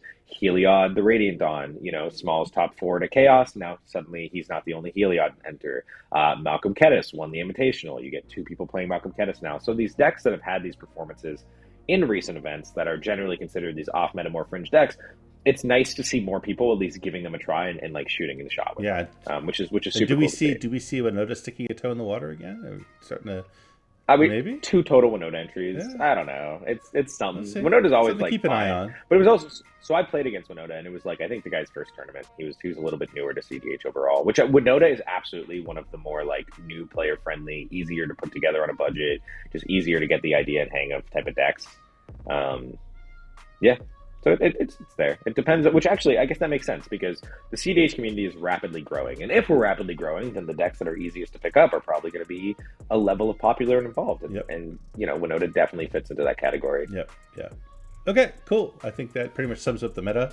And now we get to transition into the fun conversation of the day, which is we're going to talk about whether or not some cards should be banned in CDH or not. And I'll start kind of from a general point of view. You know, I will tell you that I am very anti-banning in general. You know, I tend to believe that, you know, when you ban cards in formats, and this extends to my experience in playing Modern and playing Standard, you know, all it does is move the next broken card into position to be broken. And the format stays bad. It just stays bad with different bad cards. So my feeling is usually what you do that's more impactful is you print things that are counterbalances. You do things like, you know, some of my favorite cards in the format, Boseiju and Otawara, which cleanly get around so many different things that otherwise you can't, like Grand Abolisher effects, for example. You can still Otawara through a Grand Abolisher. You can still, you know, you can still Boseiju through a Grand Abolisher. So, you know, I prefer to see Wizards print cards that do things like that, that make the broken cards a little less broken. But I don't know. So I think it's I mean, obviously, I'm a little more for bans than you are. I'm very for being careful with bans, and we'll kind of talk about that in some cards. You don't want to ban things that are just the best at doing something and something else takes its place at the best at doing that. I don't think that's the right mindset. If the format is still going to be broken, it has to be an exceedingly broken card to be worthy of a ban. Okay. I think that is kind of the way to think about it. Because, I don't think it's just this is the best thing right now, so you ban it. It's fine to have the best thing, because if you get rid of the best thing, something else then just becomes the best thing. So that's not the right mindset to have. But I think if something is exceedingly broken, as we will talk about certain cards, then I think it is worth looking at potentially banning that, because when something is exceedingly broken, I think it can become unhealthy and a legitimate detriment where having answers to it doesn't become a positive. Mm-hmm. You know, because we're in the 99 card format, and if people just constantly have access to this extremely detrimental broken card, then no one's going to be using their tutors preemptively on the answer to this incredibly broken card. You know what I mean? So that can be a little difficult. Yeah. But I think I like going into one card first. It was actually on my original list, and I forgot to copy and paste the one we were going to do. One of the cards I did want to talk about was Grand Abolisher, and I think you made an excellent point of if we were having this conversation before Boseiju and Otawara existed, I think I would push a little bit harder for Grand Abolisher to be banned because it's so broken. But we have had pretty reasonable, playable, consistent answers to Grand Abolisher reprinted between all these channel abilities that, like, Grand Abolisher is still one of the best cards in the format. It's so strong. It's the ultimate protection piece. It's everything you could want out of a silence effect. And then, you know, these printings of, you know, Boseiju Otawara being the main two, and then little other playable effects like Colossal Sky Turtle and Twin Shot Sniper and these other channel effects that do see some play, have legitimately made Grand Abolisher, while still incredibly strong and one of the best cards in the format. I don't put it in my mind as anywhere near bannable at this point. Yeah, agreed. And the other one is Cabal Pit is the other one I think of. But I think the key to it is that the answers to this card, the answers to Grand Abolisher, are not cards that just answer Grand Abolisher. They're also very playable cards in the format as a whole, right? So you don't have to like slot a bad card into your deck just to try to deal with the Grand Abolisher, right? These are cards you want to run anyway because they're just good. And worst case scenario, it's a land, and you know, we need lands, obviously. So and they didn't counterbalance it with, like, if you were saying before their existence that Grand Abolisher was a card that was good enough to be banned, they didn't print cards to balance it that are also good enough to be banned. Right. Like, no one is going to ever claim that Boseiju or Otawara should be banned. They're just really good Magic cards that happen to be really good answers to this type of stuff. Right. And they and have other purposes besides just answers, right? Which is the key. I think the key of all keys. And the answers, by the way, just to go through them real quick, the answers to Grand Abolisher, obviously, all the channel cards. So Touch the Spirit Realm, Sky Turtle, Twin Shot Sniper, the new dinosaur that just came out, Boseiju, Odawar. I mean, these are all answers, all playable cards that cleanly answer Great Abolisher, and let you, and are still good cards just outside of answering Great Abolisher. Yeah, and I mean that's honestly been like since I added Colossal Sky Turtle to the deck. Yeah. Yeah, it's done that. It's been great. It's been super nice to have. Like, it's actually been an overperformer specifically because of all of these silence effects, which, I mean, even now with the printing of Cutzel and everyone's running Orm's Chant now, like, everyone's on a lot of silence effects. Yes. So you need to have some of these channel abilities to get around them, because sometimes that's just the interaction you got, and it works perfectly. Yeah. So I think we agree, Grand Abolisher, not a card we want to see banned, but a card that is just, like, so strong. It's so good. Yeah, yeah. So I guess move on to the next one is... you can go first on this one, because Are we just going in order? Yeah, Thassa's Oracle's the next one, yeah. Okay. Yeah, Thassa's Oracle. Thassa's Oracle, I think, is the perfect example of what I said about at the beginning, where if you get rid of the best thing, something else just becomes the best thing. Thassa's Oracle is not a card I personally think you should ban. It is the best win condition in the format. The card is broken. Like, the fact that it should have been, like, your Devotion Blue has to be more than your cards in library. The, like, equal to thing is what totally fucks it up and makes it absolutely ridiculous, because it doesn't matter if you get rid of the Oracle and there's nothing else on the battlefield. Like, that part of it is broken, and I wish they had printed it to be less than. I think that would be a better, healthier card. But I think if you get rid of Thassa's Oracle, something else just becomes the next best clean win condition. And what's really important about Thassa's Oracle is until you are winning the game, it is pretty much a dead card. Dead card. Yep. It doesn't do shit. It's not an engine piece. And the cards that you'll hear about in a minute, the ones that I'm more towards banning are the engine pieces, not necessarily the win conditions. Because win conditions are, like I said, they're just the best win condition, and if it gets banned, something else becomes the best win condition. But the cards that are broken as fuck engine pieces break the game. And Thassa's Oracle has in no way, shape, or form an engine piece. It's just something that says... And you got to win the game somehow. I mean, at some point the game has to end, and there needs to be a win condition on the stack. And Thassa's Oracle is as good as any other. So, I think it's fine. And I think there's actually been... a little bit of movement towards printing some decent answers for it as well. We had Dress Down come out in Modern Horizons 2. We just recently got Tishana's Tidebinder, which will make it into some decks, and also cleanly answers Thassa's Oracle. So there's a little bit more answers out there than there were. So, along the lines of counterbalance, some of that stuff is out there. And like you said, on top of that, it's just a dead card. And it's a dead card that you can't even pitch to, like, Force of Will, because it's your win con. So it's just super dead. So I think Thassa's Oracle is totally fine. Do not ban that card. I think, it just makes the format worse if you got rid of it. Games would end up too long, and you just move on to, Jace, I call him Crazy Jace or Laboratory Maniac. Labman. Which are just slower ways to do the same thing. So yeah, there are worse ways of doing the same thing. Which was like, again, do I think I would, like, if Thassa's Oracle was banned, would I be upset about it? No, because I think it's just like, it is a little too good at what it does, but I would not actively push for it to be banned, because it's, like you said, dead card, not the engine piece, just a way to win the game, and that's fine. Yeah, the next one is an engine though, right? Next one's broken. Next one. I think definitely one of the most broken cards in the format, and that's Underworld Breach. It is absolutely broken, and entire decks are built on its back at this point. Most decks, like, if you pull out one card, there's very few cards that pulling out that one card completely turn the deck off and ruin it. Mm-hmm. Underworld Breach does. Having Underworld Breach be banned there are a lot of decks that just simply wouldn't function anymore. It would have a profound effect on the entire format, I think. But there's definitely an argument to be made for banning it, because it's just so damn powerful completely by itself. So you play an Underworld Breach, everything that happened before that point doesn't matter anymore, because you now have access to all the same things again. So it's just incredibly powerful. Only costs red and 1, so cheap, so easy to play. And there's not a lot of, there's not a lot of instant speed answers to Underworld Breach. Like, there just isn't. There's, like, things that exile an entire graveyard, but I can tell you, a deck that plays Underworld Breach tends to be able to get around that pretty easily. You just refill the graveyard again and go from there. It's just not a problem. Boseiju obviously answers it, but there's just not that much really at instant speed that's playable. What do you think? I mean, even last night at 3:30 in the morning, I play an Underworld Breach, and then we fight over it on the stack, and then my Underworld Breach resolves, and then I the guy endurances me. I'm like, okay, my 20 card graveyard goes to the bottom.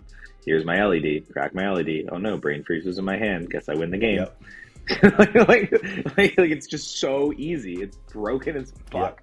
Yep. And yeah, I mean, for me, a big thing in my brain is if you tell me that taking this card out of the format gets rid of a ton of decks and they no longer function, and people are like, oh, why would you do that? It gets rid of all these decks. I'm like, if these decks can't function without this one card, isn't that like a giant signal saying this card is broken as fuck? Like if you get rid of Basalt Monolith, does that severely hurt Kinnan? Yes. Does Kinnan still function and would still be a deck with Hullbreaker Horror Lines and mana and all this other stuff? Yes, it would be a worse deck, but it would still be a decent deck. If you get rid of Underworld Breach, is Blue Farm still a decent deck? Sure, but it doesn't have the most broken win condition in the format, which I think Underworld Breach is significantly better than Thassa's Oracle overall because of the way it functions as an engine piece. It protects itself. It does everything you want to do. It allows you to fuel itself. There's so many combos with it. It's so easy to do. It's so cheap. It's so efficient. There's one card win cons with it. Like a big one for me, a card that I've honestly considered, I think is questionable as being a bannable card, especially if you were to keep Underworld Breach. If you look at the format and you're more of the perspective of like, this is such a deeply ingrained card within the format that we don't want to shake up the format in a way where we get rid of this incredible win con, then you need to kind of take some pieces away from it, kind of like how they do with Broken Modern decks, where like, oh, we don't want to print the card that really breaks this, so we'll ban something else. I would say like ban Intuition. There's so many cards like Intuition that just completely make it just a one card, easy as fuck win con. Yeah. It's absolutely ridiculous how good Underworld Breach is. Yeah. Like absolutely ridiculous in my mind. It's crazy. So that is one of the cards that I would be happy to say you're pro banning Underworld Breach. I think we can say that, right? I am pro banning Breach. I think that Breach is just too easy. So many games devolve into just like someone sits there doing nothing and just like the game keeps going and then they just like top deck a Breach and like, I gotta win the game. Yeah, no, it's true. Like I don't know, I don't like when you can just like top deck one card and win so easily. But it's also it's not a card that it's just like, oh, A+B with my commander, I'm playing this specific deck so I can use this card. Like if you're playing Tibet and you top deck a Time Sieve, cool. You're playing Tibet. You chose to play Tibet. You play Breach and win in like every fucking deck. It's so broken. Yeah, I mean you could even Praetor's Grasp if you're not playing red and usually you can still win with Underworld Breach. I did that yesterday. I did that last night. Yeah. Praetor's Grasp and Breach. And I'll go on record and say I'm still anti-banning Breach.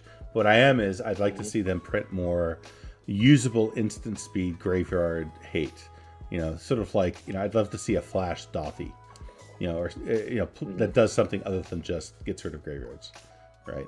Yeah. I think that's the better answer than flash rest in peace. Yeah, exactly. No, exactly. And have it do more than that. Like it needs, like again, the theme is it needs to be able to flash in, hate the graveyard to shut off Breach, and it has to be a usable card outside of that. And I don't know what that looks like, but it can't just be an answer, right? Okay, next one. I mean, this is probably everyone hates this card. You take this one. You start. Let me take a couple deep breaths here, just to like ready for this rant you're about to hear. Okay, all right.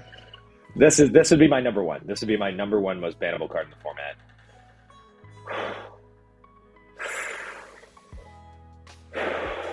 Dockside Extortionist. Dockside needs to go. Oh my god. And don't just say, oh my god, you're playing Kinnan, you don't play red, you want to get rid of Dockside. No, I do play red. I have other red decks. I have the Visit. I have Obnixilis. I love Dockside when I cast it. The card is fucking so insane. And you heard it at the beginning, I said, don't ban the win conditions, ban the engines. Dockside is the ultimate engine. It is the ultimate ritual. It is the best ritual ever printed. And it's not just, a ritual you get to use one time. If it was a card that was like, cast it, exile itself, sure, maybe. But it's a 2-mana creature that you can tutor for in a billion ways. You can blink in a billion ways. You can abuse in a billion ways. And the other thing that people don't fucking recognize, it's not like a ritual that you have to use the mana. It stores up the mana, which is fucking broken because it's treasures. And then it also color fixes you and because it's treasures. So all of these 4-color piles, everyone's so sick of all these 4-color partner pairings.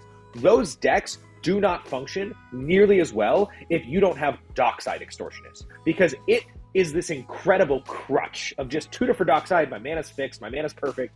You know, I can play Dothy Voidwalker and Grand Abolisher and Thassa's Oracle in the same deck, even though they're double blue, double white, double black, and I can cast all of them on turn 3 because I have Dockside. It's so fucking stupid. I play a non-red deck, and I'm running a billion clones just so I can clone Dockside because you know it's going to be in every fucking matchup. The card is absolutely ridiculous. Absolutely ridiculous. A card should not cost 2 mana and give you 10 treasures on fucking like turn 3. That's ridiculous. Like, it's absolutely so stupid. There's so many games that like the game is locked down and then someone's just like, well, here's a Dockside, I guess I win the game.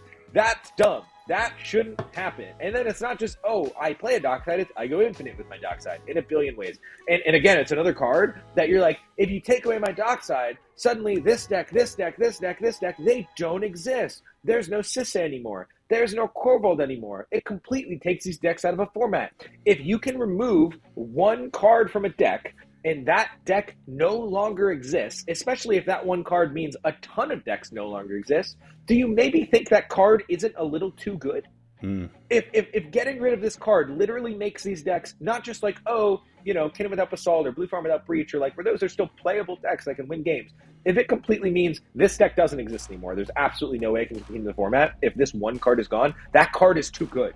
Especially if it's not just one card that works with one commander, it is the most broken staple of anything. If you are a red deck that is running Collector Oof, Null Rod, and Stony Silence, if you're a red deck running all 3 of those, you're still running Dockside because the card's so fucking broken.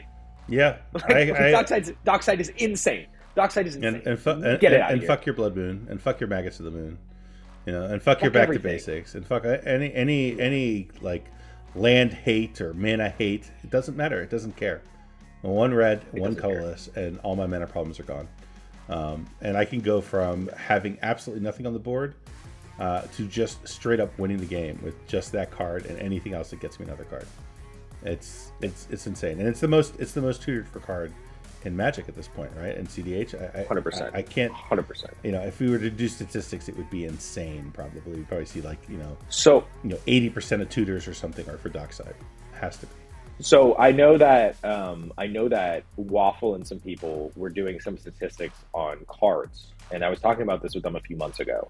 And it was something about, you know, looking at using all like the game tracking data with like best cards in the format and whatnot. I don't want to reveal too much of the information. I don't want to spoil everything, but they ended up with this like number that was like pretty much it's like multiplied expected value or something along those lines. Where, you know, a card that is a good CDH card and performs at value of being an included card in a deck that should perform as just like a good card in your deck that you're happy to draw would have an expected value of 1. And if it had an expected value of, say, 5, you know, you're saying that card is like 5 times expected value in how it performs. Like, it's crazy. And you're talking like Rhystic Study and Mystic Remora, I think were cards 2 and 3, and they were in like the 10 to 13 range of like expected, you know, value over performance. Like absolutely bonkers level outlier incredibility, just getting that like 10 to 13 number. They were outliers. Dockside was 25. Yeah, that makes sense. At number 1. Yeah. Like, it's fucking wild how broken this card is. Yeah.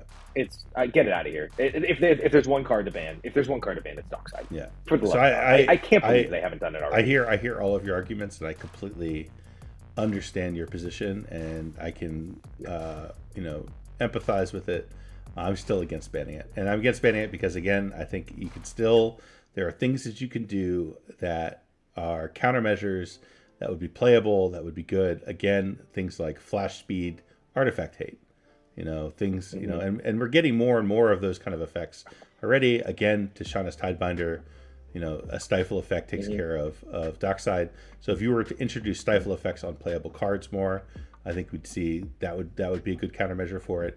Things like Dauntless Dismantler at flash speed would be extremely powerful against it and very playable. Those kind of things, I think, need to come into the format. That doesn't stop it. It just delays it. No, it does. You're right. It delays it. But I think that's the thing. Is like when we talk about Grand Abolisher was a protection piece. It wasn't the engine that lets you win. Mm-hmm. And so printing good answers to Grand Abolisher are perfect. Like, that was an awesome back and forth between the printing of cards that like coalesces with the format wonderfully. It doesn't break an engine. Dockside is the engine, and it's the engine pieces that break the game. I hear you, but the other problem is that if you eliminate Dockside from the format, what you also do is basically greatly disadvantage the turbo strategy as a whole, right? It just becomes much more difficult to have explosive decks that close the game quickly like that in a whole set of colors, like, you know, red black green, red black blue. Those explosiveness from those decks is gone, and that whole strategy then takes a backseat and falls. And I don't think it's too dominant already. Like, it'd be one thing if, like, you know, turbo was just the dominant strategy in Magic right now, but it's not. It just isn't. You know, you see Kinnan, you know, doing extremely well. Yeah, but you know, you see Atraxa, you see plenty of decks that are not playing red at all that are viable, and you don't see Grixis just absolutely dominating the format. If you did, then I'd agree with you. Well, actually, so CEDH TV came out with a video this week, actually, about best color combinations and their win rates and how it functions in the format.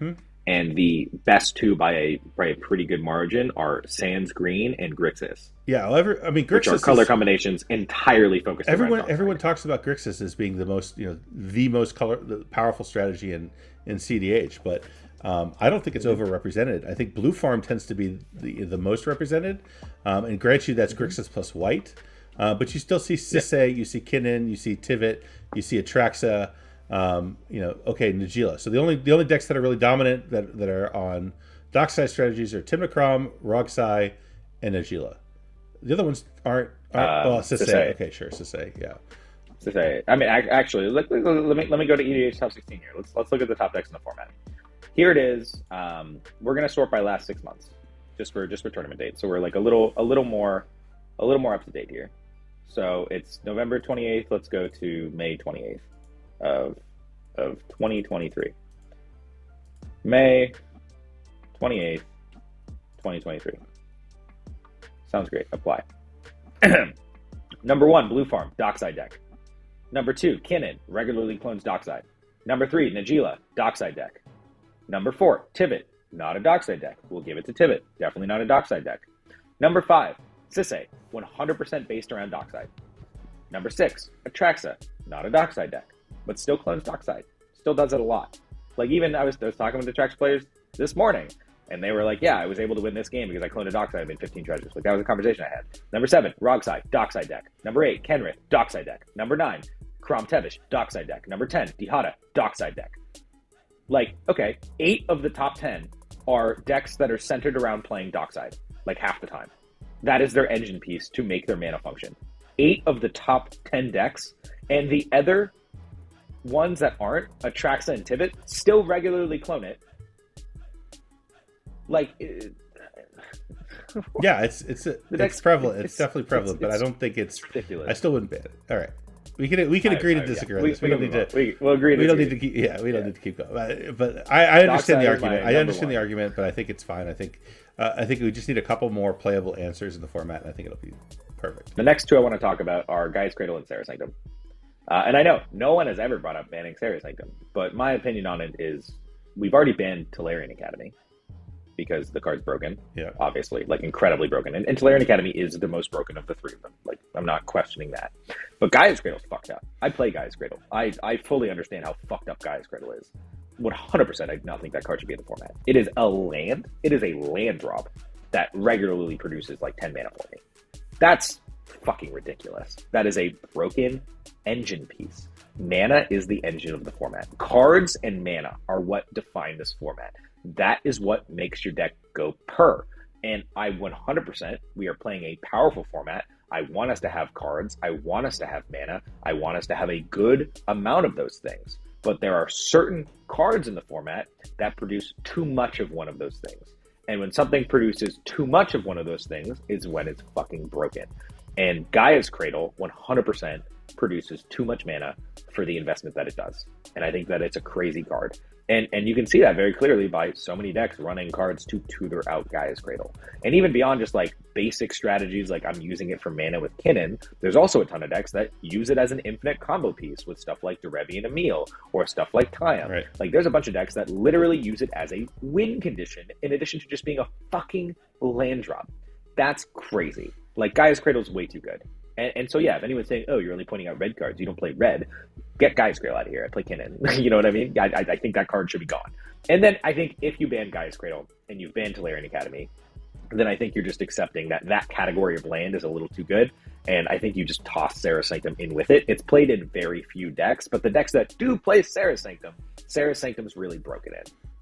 That's fair. And it's like not the worst card. Like Serra Sanctum, like individually, if you're looking at them individually, I do not think Serra Sanctum is worth banning. But I think if you're banning Tolarian Academy and Gaia's Cradle, which I think both absolutely should be banned, then I think Serra Sanctum is in that category of land that is too easily broken with what you're doing. It's just the ease of a land drop that produces too much. Yeah, and it's one thing when it's like an Ancient Tomb, but it's another when it's a Cradle. I mean, you're essentially just saying it's been the cycle of lands, because it's. Yeah, they're ridiculous. Yeah, I mean, I have to say I plead a little bit of ignorance here because I don't play a lot of green, so it's hard for me to look at Gaia's Cradle in the same light you do. But the argument actually makes sense to me. It is kind of ridiculous, and there's so many decks that can take such advantage of it. Like, I mean, just any Tevesh deck. I create thralls that equates to mana. Like, there's just so many ways to break the card. And get huge advantage too easily. So I understand the argument to ban it. So it's one of those things where, like, I'm still fundamentally against banning cards in general, but for the sake of this conversation, kind of looking at it objectively, like, it's hard for me to argue against that one as being a card to ban. Like you said, Serra Sanctum, like, who usually pretty much who the fuck cares right now, but I guarantee you there will be decks that come along that break it the same way the Gaia's Cradle gets broken. There's already a few out there. I mean, Elevir. Yeah, there's already a couple. I mean, technically Sithis. But yeah, there's. Sure. I understand the same argument. Makes sense. Yeah. And then the other big mana conversation. This is kind of a really loaded one, and that's just fast mana in general, like Mana Crypt, Soul Ring, Jeweled Lotus. Well, the three we wrote down are Mana Crypt, Soul Ring, Jeweled Lotus. I think like the additional resource involved. But to make Mox Diamond work, Lotus Petal stacks itself. Chrome Mox, you pitch a card. Mox Amber, you need a legend. Like they're all very good. I guess Mana Vault is one you could probably toss into the conversation as well, but I think slightly less because it's a one-time usage.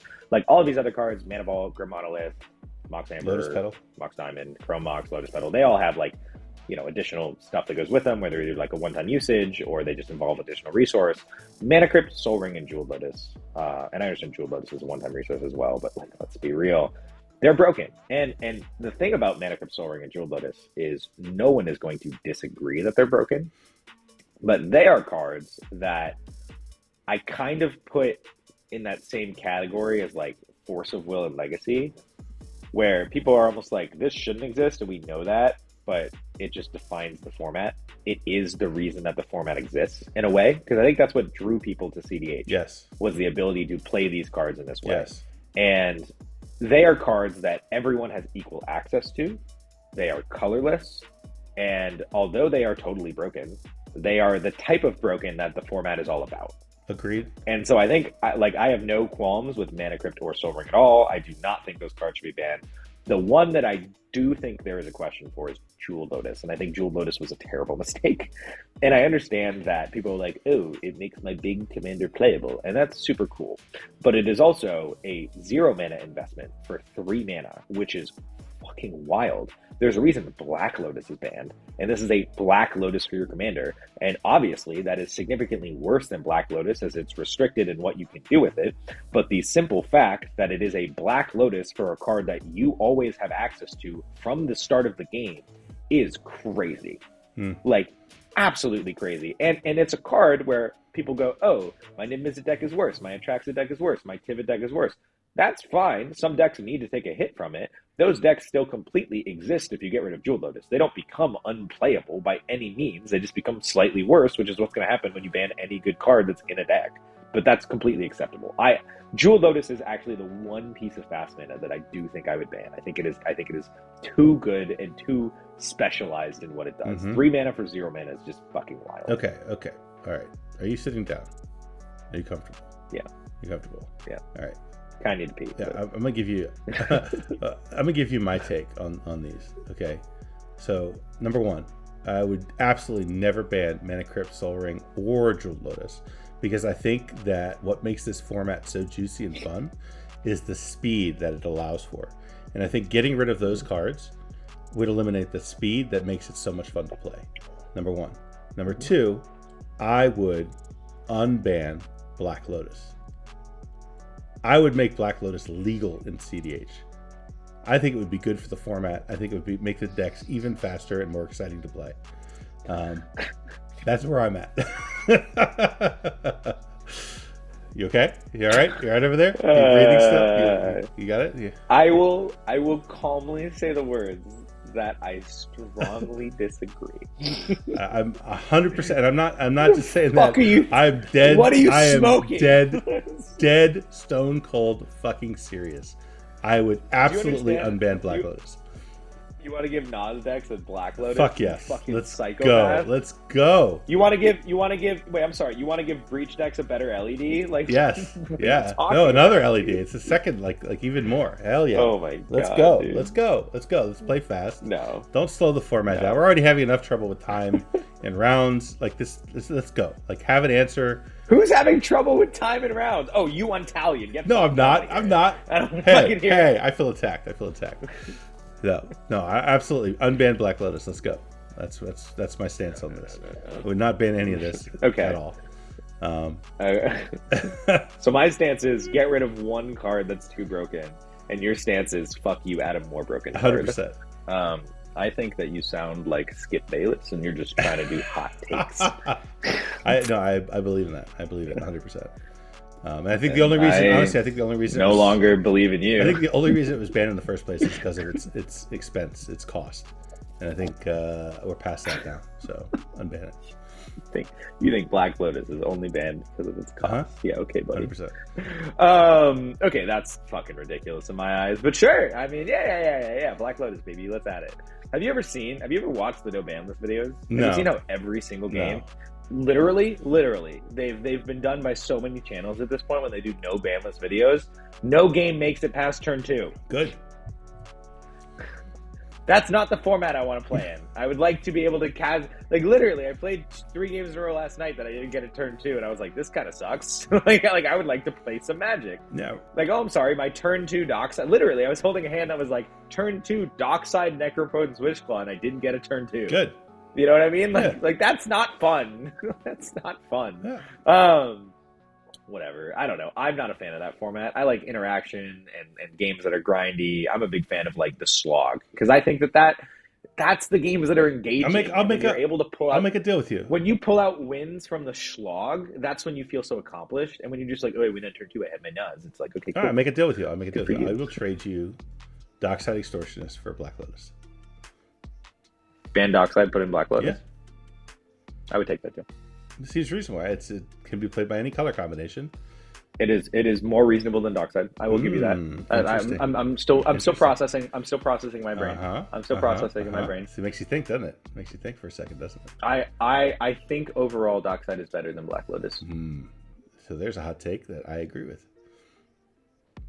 Yeah, I would agree that Dockside is more broken than Black Lotus with what it does. 100%. Because Black Lotus is like it only combos with Breach really. Otherwise, it's just a one-shot mana. Yeah, I mean it makes your early turns really fast. That's what it does. Insane, insane starts. But it's harder to explode out of nowhere with just 3 mana versus Dockside creates like 8, 9, 10 or more. Yeah. Bro, I had a game a couple weeks ago that I got 30 treasures. Yeah, it happens. It will not happen with a Black Lotus. You only get 3. So. Yeah, and that's actually like I think I hate to admit it. I think Black Lotus is worse than Dockside, which is kind of crazy to say out loud. But I would actually take that deal. I would say get Dockside out of here and put in Black Lotus. Yep. Hot take. Damn. Hot take, baby. Moving on. That's our fast. Moving on. So now we move on to our next section, which we should just call the card advantage. Yes. And we have 3 cards here. We have Rhystic Study, Mystic Remora, the One Ring. I'll let you start on these. Yeah. Or we can go card by card. So no, let's talk about the section as a whole first. So, and you can add a few other cards in here, like Esper Sentinel to a lesser extent, Talion. There's some others in there, but but those aren't one that anyone's calling to be banned. No, you know what I mean? Right, but the 3 that people have conversation about are Rhystic, Mystic, One Yes, Ring. but the collective problem here is that there's so many draw engines in the format right now that you end up in these hellscape games where there's multiple draw pieces on the board across multiple players, and you do the thing where, like, okay, draw trigger on the stack, who gets to draw first, and everyone sits there and sort of fumbles around with it, and then someone draws, then someone else draws, and then constantly asking, do you pay the 1? Do you pay the 4? Do you pay the 1? Do you pay the 4? Like it creates these game states where every single turn is a grind just to get through the draw engines. Right? Not to do anything else, not to put win cons on the stack, not to work through an ad nos, but just to work through 1,000 draw triggers. And that, I think, is slowing the game down more than anything else right now. And, for that reason alone, I could see, and again, I'm against bans in general, but for the sake of this conversation that we're having, I could see selecting one of those draw engines to ban because it's just like excessive at this point. So I only think one of them should be banned. Which one? Rhystic. Okay, not Fish. Rhystic, I think, is the word. Yeah, I've heard some people say ban Fish, not Rhystic, and that confuses me. I understand that Fish is less mana to initially cost, and it is harder to pay for, but Fish does not trigger on every spell, and it has a cumulative upkeep cost, so it is on a time frame. And if people were just responsible and make a Fish pact and pass every turn, like, the Fish goes away 100%. without drawing a lot of cards if you just do that. In the games that I've had where people actually commutatively agree and are just patient, okay, whatever, you play out a few lands first, maybe you hold back a turn of development, but you don't hand someone the game. Like, the result of people making Fish packs and sticking to it is normally really positive. Really, really positive. But when you can't trust people to do that, then you have to play out your engines to keep up. You know what I mean? And it's a shitty loop. I agree. But yeah, like, Rhystic Study doesn't have any upkeep cost. It triggers on every single spell. It's crazy. Like, Rhystic Study is by far the most broken of the 3, I think. And I understand that the One Ring has combos, but the One Ring has built around combos. Every deck has access to it, which I think is a big thing, where I think that is one where it's, like, better that every deck has access to it, because, like, one of the calling cards for why you play blue is Rhystic Study, as well as the counter magic and obviously lots more, but, like, every single blue deck, unless you're playing Luris, plays Rhystic Study. Yeah. And that and should the One Ring tell is you slow. a lot about that. The One Ring is slow. It doesn't draw quickly. Right? It takes multiple turns. Unless you're building around it. Unless you're building around it and putting additional resource into it, which if you're putting lots of additional resource into something, that's okay, because that's just what your deck is built to do at that point. Agreed. And I agree again. Yeah. I also agree with Rhystic Study being the target if you had to ban one. I mean, how many, what do you think, like we were talking about statistics earlier, what do you think the statistical, numbers look like for a turn 1 Rhystic Study in terms of win rate? It's got to be, insane. I mean, turn 1 Rhystic Study wins. Depends on the pod. Most games you're going to lose to whoever played a turn 1 Rhystic Study, especially in like first or second position. Right? It just so if I'm on a turbo strategy, I kind of love to see that turn 1 Rhystic if I have a quick win. Sure. Because what it tells me is they kept the hand based on the Rhystic Study, and they don't have shit to stop me right now. So then I just jam into it, because if they literally someone plays a turn 1 Rhystic, that's why they kept their hand. The other cards in their hands are irrelevant. They might be God draws and they might have interactions, and that's great. But the odds are they kept the hand because of that turn 1 Rhystic, and they're just hoping to draw off of it. So in that situation, I just want to win as quickly as possible before they draw the cards. But in non-turbo strategies, when you're in like a mid-range game and you just play a turn 1 Rhystic, you win the fuck out of that game. It's not close. It's like never close. A turn 1 Rhystic is dominant. I mean, like I had my last turn 1 Rhystic, I think, was when I was on Yidris at the local tournament last weekend. And I just like had a turn 1 Rhystic on the play, and the rest of my hand was just like whatever. It was some win conditions that I would like eventually get to, but I had no mana and nothing to get them out at all. I just played turn 1 Rhystic and trusted, and I won that game more confidently than I've ever won a game in a while. It's ridiculous. And I mean, fish is easier to play around because it only triggers on some spells. Fish is easier to be patient with because you know that eventually it kind of has to go away if you don't feed it. Like if someone just has a shitload of mana, like the fish can be more difficult in certain decks like Kinnan because they can keep the fish around so confidently. Like if you start off with just like, okay, Mana Crypt, Soul Ring, Island, Fish, like that fish isn't going away. Right. You know, and that can be difficult. But that's a god draw. Like that's just a ridiculous draw, and cool. Sometimes you're going to have really good, ridiculous draws. But yeah, the fact that at any point in the game you play a Rhystic Study and it's broken. Yeah, and if you play it at the start, it just wins the game. The other thing is the play pattern around fish is completely different, right? I play a mana, I play a fish. Okay, now that fish can be mental misstepped, right? Easily, right? Mental misstep answers it cleanly. Everyone can just, like you said, be disciplined and just simply not give him any cards, and the likelihood of that fish staying around at that point is low. Okay, late game it stays around much easier, or early game if they play a bunch of stuff first, so they have a bunch of rocks, like you said, that they can pay for an extended time. Okay, now it can be answered by mental misstep, and it can be answered by a mind break trap. So it's just much easier to deal with as a whole. It's also like the play one, turn one, Rhystic Study, turn two, you have all of your mana available. There's no expense to pay. There's no downside to doing it. You just have to survive one turn, and then you have all the advantage of it. So definitely, to me, Rhystic Study is the easy one to hit. S% only draws once per turn. Per player. I've seen S per player. Sure. But you play a turn one S%. Well, the pattern is you pass the turn. That player plays something, you draw one card. Next player plays something, you draw one card. You play a Rhystic Study early, and they play 3 rocks on their turn. You're drawing 3 cards. Yeah. Right. It's very which Esper Sentinel is one of the strongest cards in the format, in my opinion. Like the amount of value it produces for its cost is wild. Esper Sentinel is one of the best cards in the format, but it's not a card I'm ever going to call to ban because it's just like it's a very good card, and we're a format that you want to have very good cards in. Yeah, and it's a 1/1, so it dies to everything. Yeah, it's an artifact. It's like there's enough limitations around it and weaknesses to it that it's a balanced card, very powerful card, but it's you can deal with it. Rhystic Study. But actually, my favorite thing you said was regarding Mystic Remora. I think actually one of the key differences that is super clean, very similar to the Grand Abolisher conversation, where we have Auto Wire and Besage and that works for it. The fact that Mental Misstep exists, the existence of Mental Misstep and its prevalence in every single blue deck. Yes. That's the equivalent, and that's the huge difference. One of the huge differences between Mystic and Rhystic in my eyes is Mystic is so much easier to answer, and the fact that you can answer it without using a ton of resource, you don't have to pitch a fucking Force of Will on turn 1 to stop it. Like it's just a clean turn 0 answer to a card that is often played at the start of the game, and everyone has it. Yes, and the other one that under discussion is the One Ring, and I think it's pretty clear to see all of the counterbalance to the One Ring. Number 1, it costs 4 mana.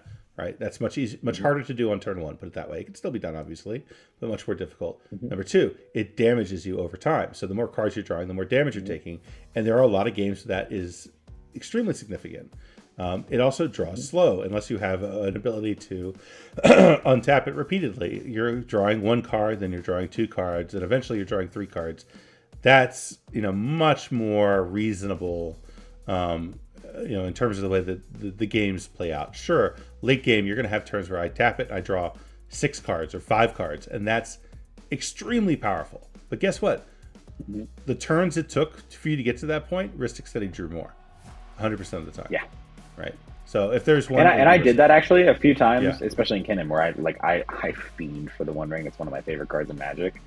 There were some games where I would have Rhystic and One Ring in my opener, because I know that's a disgusting hand, but I've played well over 1,000 games on Kinnan. It happens sometimes. Sure. And I remember in my brain where I had the option to play either one on turn 1 or turn 2, whichever one it was, usually turn 2, or I'm like, okay, which one do I play? And I thought about it, and I was like, I'll play the One Ring because the earlier you play the One Ring, the better it gets. And because it does, because if you start the things more, then you end up drawing more cards in total in the game off of it.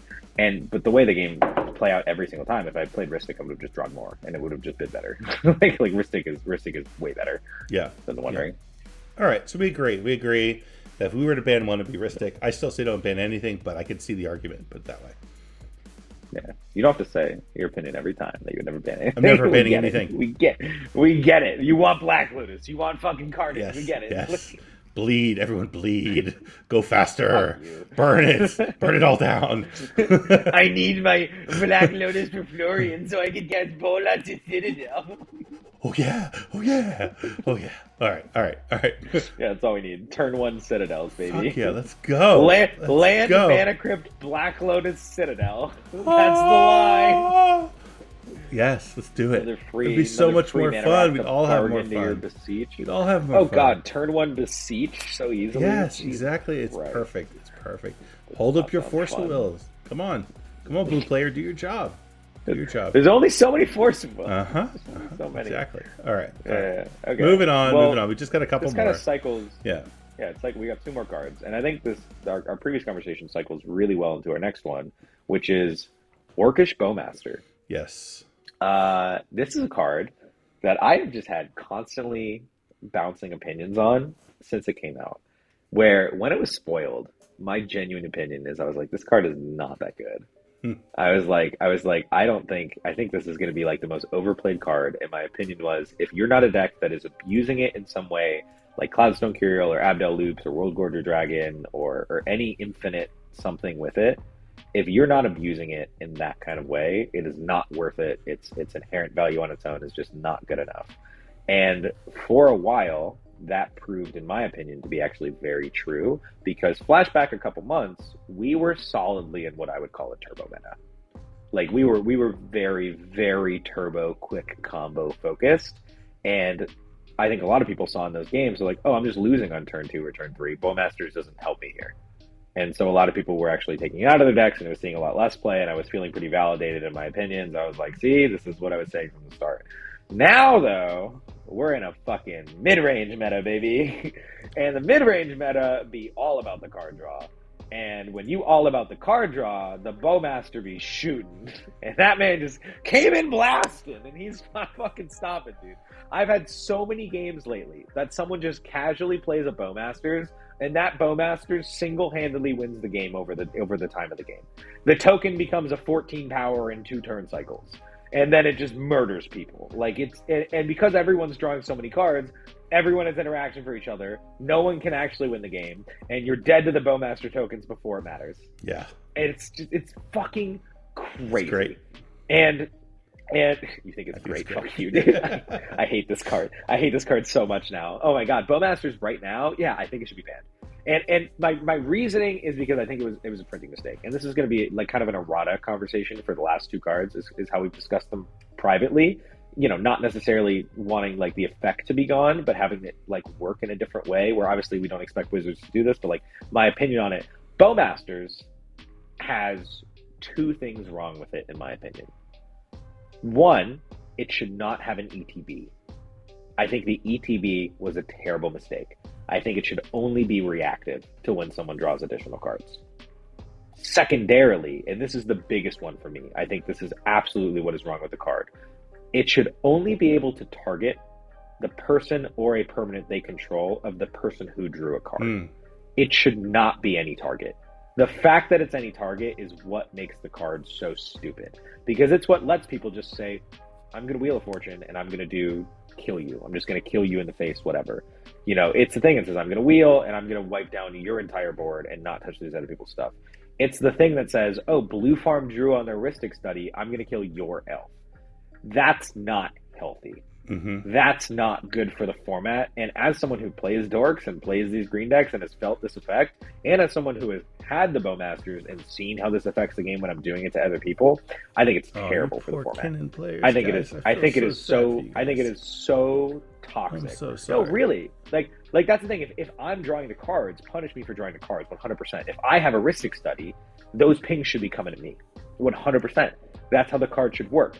But the fact that Blue Farm draws cards, or Tivit draws cards, or any other deck in the format draws their cards, you know, Rogside's drawing cards, and someone else is being punished for their card draw, that is absolutely not correct in my opinion, and that is my main issue with the card. And I think if it was worded in a way where it only hurt the person who drew, I think the card would actually be fine. But I think the ridiculous flexibility, it's low cost at 2 mana, it only has 1 color pipped, it has flash, it has an ETB, and its ability is unrestricted in how it targets, too much. I would actually ban Bowmaster at this point. I've circled back to the opinion. I have put foot in mouth, eaten my words where I thought the card wasn't good enough. The card is absolutely broken right now. It is the type of effect I want in the format. We are so card advantage focused. Like I said, the engine pieces of the format are mana and card advantage, and we need answers that balance that out. And Orcish Bowmaster is on the right track. It is an answer that balances it out to an extent. But the problem is Orcish Bowmaster is too unrestricted, too low cost, too flexible.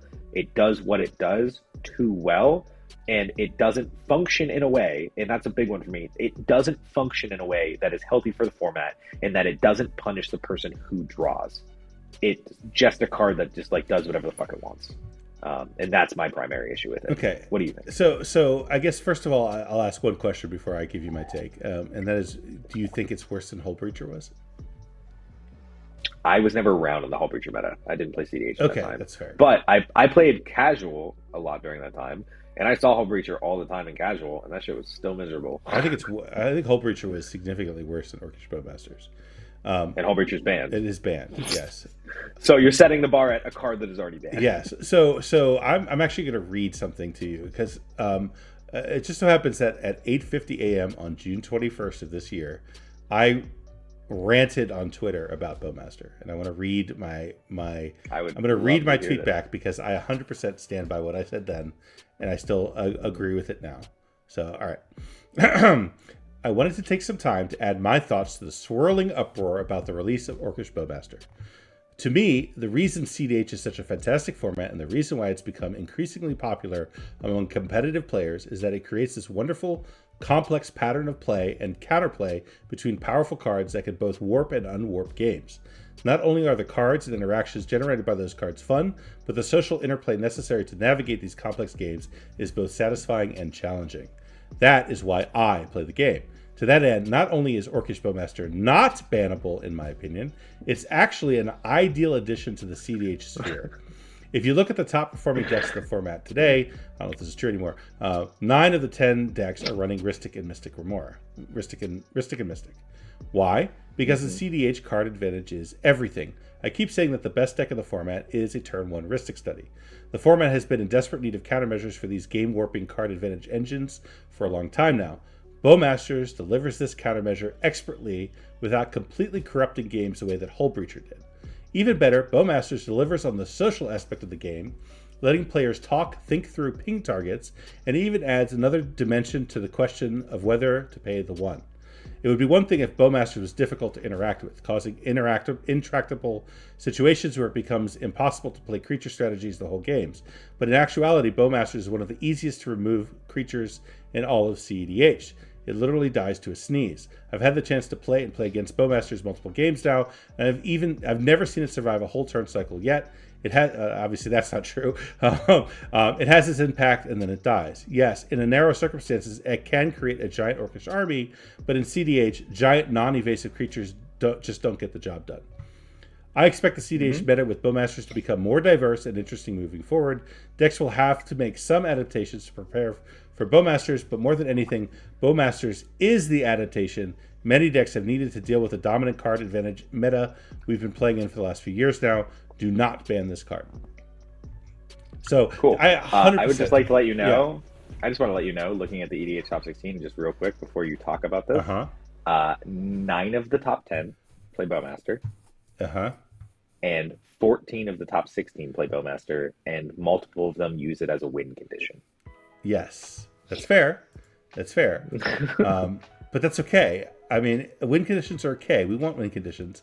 And the win conditions with Bowmasters are not exactly like A plus B. I mean, they're a little bit complicated. And I think that's perfectly healthy for the format. Like Hullbreaker Horror Lines, or, Cloudstone Curio Loops, that kind of thing is how you win with Bowmasters typically. And that's great. Bowmasters is game warping. I think it's great. And I think the fact that it can ping anything on the board creates a really cool political atmosphere to the games where, you can talk people into pinging different things. It allows you to control the board and make the game a lot more interesting. So I am 100% pro Bowmaster. I do not want to ban it at all. I think it's great.